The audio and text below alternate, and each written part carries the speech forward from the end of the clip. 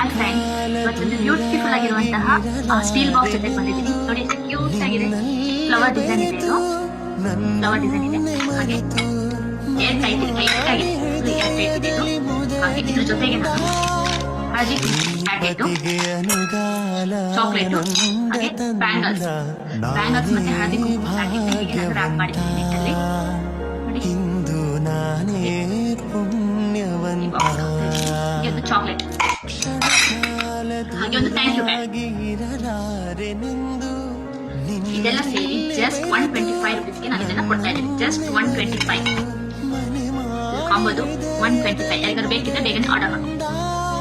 ಶ್ರೀಪತಿಗೆ ಅನುಗಾಲಾನಂದ ತಂದ ನಾನೇ ಭಾಗ್ಯವಂತ.